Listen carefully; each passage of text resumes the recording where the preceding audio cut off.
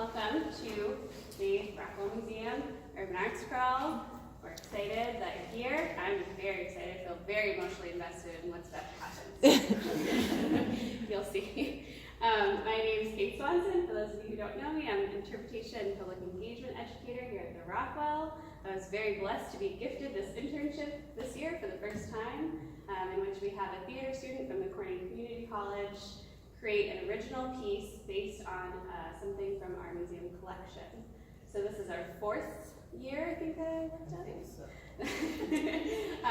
Doing this, and we're so grateful to CCC for being a great partner in this, and to Mary Guzzi, who is not with us at the moment, for helping to shepherd this partnership. Tonight's performance is titled Affectionately, and it was written and directed by Lee Charlier. Lee is in her final semester of CCC, and she'll be heading off to finish four-year college in the fall. And it will be performed by Lee Charlier and Steven Mathew. So you all are at an exclusive performance right now because we're only doing one iteration of this, but it's for a good reason. This weekend, you can see the musical version of Young Frankenstein up at CCC as well. So our actors will actually be dashing off right when this is over tonight. But there's a performance there tonight, tomorrow, and actually two performances on Sunday. So I definitely encourage everyone to check that out as well. The performance tonight is inspired by our NCY piece, which has a very long title, but the first few words of it are, "If the woman in the wagon was scared to death." It is an illustration from the 1921 book, Vandermark's Folly by Herbert Quick. And it's a novel, or at least the part of the novel that the illustration is from, is about a strong woman searching for something. Keep that in mind. After our performance, just want to encourage everyone to make sure that you get a punch card for the Urban Arts Crawl tonight. This is a new thing that we're doing for Urban Arts Crawl. If you visit all the places, you'll be entered into a drawing to win some really exciting prizes, hot commodities. So, without further ado, I'm going to welcome our performers, present Affectionately.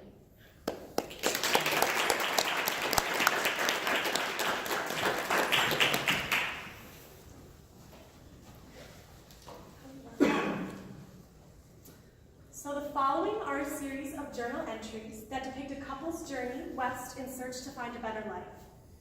Date, May 10th, 1845. Today, we left Independence, Missouri. The past few weeks, we have tried to make this place as much as the home as we could. We came out here in early April to start gathering the supplies for our journey. We stayed in the local hotel, and your father worked at the sawmill for a couple of weeks to just earn a little more money for our journey. I started on a quilt to help the time pass. The quilt is made with some fabric that I brought from home, fabric that I hope will always remind me of where you came from, and the hope we have for a better life. My savior throughout the weeks was another woman who was also lodging on the same floor as I am. Her husband was working for the sawmill, and she would come over to visit and tell me stories about her life in a small town up by the coast.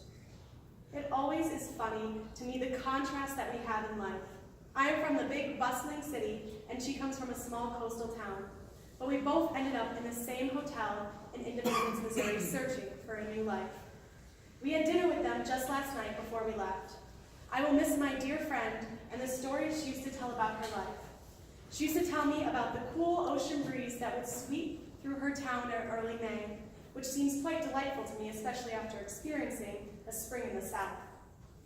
They are set to leave in a couple more weeks. We left this morning. I think it's about noon, and we left just as the sun was rising. I have since shed the shawl I was wearing to keep myself warm in the chilly morning, and I am currently stretched out on the ground. The oxen needed some water. To be honest, I could use a break. We are starting back up soon. I will keep this journal in my bag and continue to write this wonderful journey that we are embarking on. Affectionately, your mother. We are on our second day traveling west.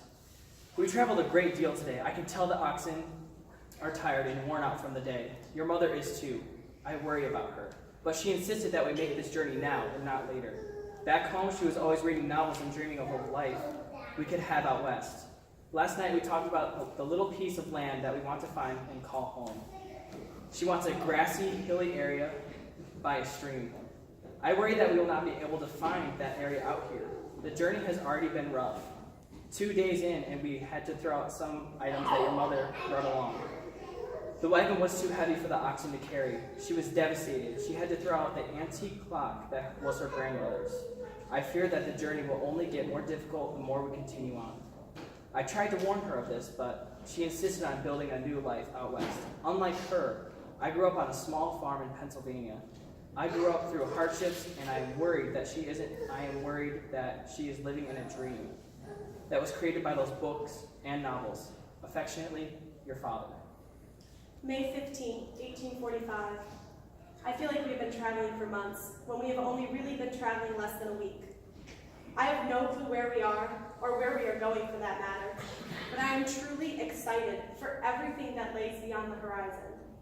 Even though the days are becoming hotter, and I feel the ground becoming harder, I know that this will all be worth it when we find that perfect piece of land with the rolling hills and the stream with clear blue water.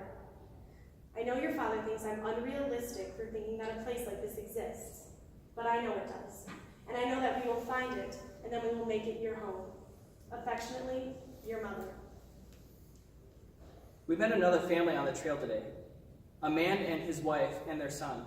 They seem very nice. They left from Independence too, and are originally from Kentucky. They are heading out west looking for work. Your mother seems to have bonded with the other woman. It's nice for her to have someone else, even if it's only for a couple of days. The boy's a hard worker as well as the father. I like them very much. However, they are traveling all the way to Oregon when I don't even know where we're stopping. Your mother is busy making beans for them. We decided to share dinner with them at our wagon site. Your mother seems to be happy, even have some version of company join us for dinner. She explains to have, she seems happy to entertain again, if you can even call what she is doing entertaining. Affectionately, your father. May 23rd, 1845. I love the little family we have come across on the trail. They have traveled with us for a few days, and they seem happy and hearty. They love life and are thrilled to be traveling with us. Their boy is currently under the weather, but he is so sweet, probably no older than 12 or 13. The mother and I have become very close. It is nice to have a friend on the road. She shares my dream for the West and the hope of having a new life. Hopefully we are able to keep in touch with them. It amazes me how fast you can become friends with someone in such a fast time out here. Maybe it's the excitement of a new life, or maybe the fact that there are only people we have seen in the past couple weeks. But I feel they will be close friends for a long time. Affectionately, your mother. The young boy is sick. This is the first true horror of the West we have experienced. This boy needs a doctor, and there is none out here. I have begged your mother to stay away for the sake of her own health, but she now views the boy as one of her own. Affectionately, your father. May 29th, 1845. It is a somber day. The young boy has perished.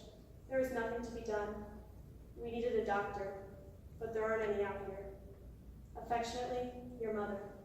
June 2nd, 1845. We helped bury the boy, then parted ways with a broken family. Morale is low between the both of us. Affectionately, your father. June 6th, 1845. I don't feel much like writing at all today. I feel like the life drained out of me. That poor little boy. He could have been helped if only there was a doctor nearby. I am doubting our decision to move out here. What else could happen? I'm scared. I'm scared for my husband's life, for my life, and for the lives of every other sick child unable to get a doctor. I don't know how I can get past this. Affectionately, your mother. June 8th, 1845. Our wheel axle broke today. I have no one to help fix it. I tried so hard. We are out here alone. Our morale is extremely low, and there's no end in sight. We are sitting here around the fire trying to not let everything get to us. No luck. Your mother has been crying softly in her sleep at night. I have no clue if she weeps for the boy that was lost, or if she weeps for the illusion she lost of the West. I do not know what to do to help her. Affectionately, your father. June 10th, 1845. still stuck. I try to find the positives in the situation. So far, I have had no luck. This journey is not at all like I thought it was. We were coming out here to start a new life, not witness an end to one. I kept thinking about the stories that she used to tell me about him as a little boy, always talking and walking around. She loved him so much. I can't get her face out of my head, the look of pure sadness and loss. Her sobs that filled the night air, I will forever remember. I will also remember the stoic look on her husband's face as they dug his grave. The ashen face that the parents shared will forever be ingrained in my mind. I can't feel anymore. I just want to go home. Home to the city. Home, where I know there are doctors. Home, where I can always count that there are people that can come to the aid of another when they are stranded. I want to go home. Affectionately, your mother. June 13th, 1845. I was going through the wagon today when I found the quilt that your mother had started way back in Independence over a month ago. It must have gotten packed away when we were packing to leave. I haven't given it to her. I want to. I think it will help her remember why we are doing this. The weeks have been long, and the death of the young boy has taken a toll on her. Now we are stranded with no one to help. She seems to have lost the idyllic vision she had for the West. I miss it. She no longer talks about the future we could have with this land. She doesn't talk about the future, period. I know she wants to go home. She cries at night and lays in the wagon during the day as we ride. I want to help her return to her normal self. I want the idyllic life we talked about on that piece of land with rolling hills and a stream. I don't know if we will get it, but at least when she believed there was hope in us achieving something instead of nothing, I am going to give her the quilt. Affectionately, your father. June 15th, 1845. Your father gave me the quilt today. I forgot about it. It's half done. As soon as he gave it to me and I held it in my hand, I realized again why we were doing this. We are doing this for you. We uprooted our lives and have been traveling for over a month for you. I dug through the rest of the wagon and found the fabric I had been using and started on the quilt again. I'm going to finish this quilt, no matter what. Affectionately, your mother. June 16th, 1845. We were rescued today. 2 brothers were making their way west as a last effort to survive. They helped me fix the axle. Now we are back traveling. We made a good time today, and the boys decided to travel with us for a few miles. Your mother has been working on the quilt nonstop and has been talking about that piece of land again. And to be honest, I am starting to believe a little more that there is a piece of land out there like this, our perfect home. Affectionately, your father. June 19th, 1845. The boys told us their story today. They come from the city as well, but lost their family at a young age. They are all alone. I thought they were older, but it turns out they are only 16 and 18. My heart broke for them. They had no family besides each other and decided to leave what little they had for a journey west. I did something I never thought I would do. I had finished your quilt yesterday, and I gave it to them before we parted ways. They didn't have a single thing from their mother, and I don't have a child anymore to give this quilt to. I hope you don't mind. I don't think you would. I don't need it anymore to remind me of why we made this trip.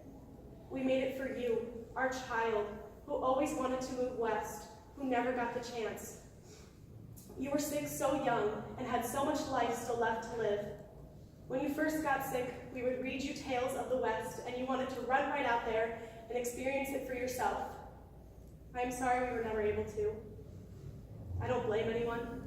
They said there was nothing to be done. So we did the only thing we knew how. We took you home and held you and read to you. Your father cried for weeks. And even to this day, I catch him looking out across the land and know he is thinking about his little boy. Ever since you passed, I have felt lost and confused by life. I think about the life we could have had, the life you could have had, and I feel sad and empty. We decided to move west to find ourselves and to never forget you, who will forever live in our hearts. fulfill a dream that you had. This is for you. Affectionately, your mother. June 20th, 1845. We found it. The piece of land, the piece of perfect land. I don't know that it even existed. We found our home. We found our perfect piece of land to heal and to start a new life. We came out here for you, to fulfill the dream that you had ever since you were able to talk. You would love this place. The rolling hills, The stream filled with clear blue water. where birds seem to disappear in the sky. We are home. Affectionately, your father. Your mother.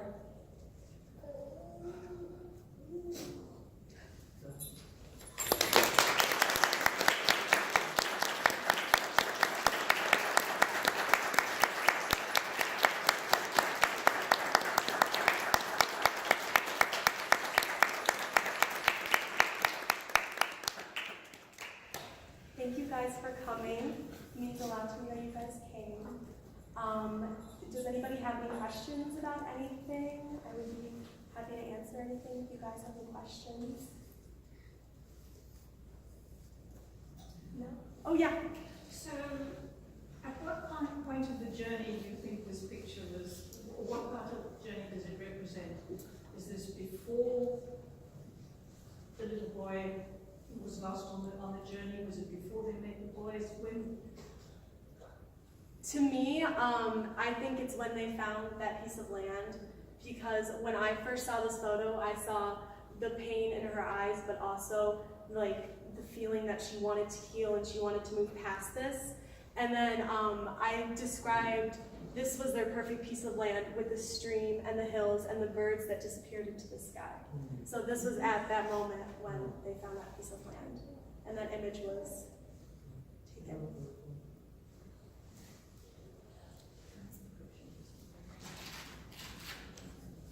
Okay, well, thank you guys so much. Oh, question? Question. Question? I was, Yeah, right here. I was just wondering a little bit about your process, you know, in terms of how the story unfolded for you. So, did you, as you were saying, did you like kind of work backwards, or? Yeah, well, it's an illustration by N.C. Wyeth. So, with Kate's help, we kind of did a little research and we found the book that it was from, Vandenberg's Folly, which was a lot to get through. Very, very interesting book, and one of the very strong themes that came out of it to me was how the woman in the story was able to find the strength to get through a journey that she was having. So I really wanted to illustrate that. And then again, the look in her eyes was really what drew me to this painting. And then kind of from there, I researched some of the stuff of the West. But since N.C. Wyeth tended to do illustrations, I also kind of wanted to keep that idyllic version of the West that he had done through his art and stuff like that. So, and then I kind of worked backwards from there and thought, well, why does she have this look on her face? Why are they going out west? And that stuff. So I asked myself a bunch of questions and I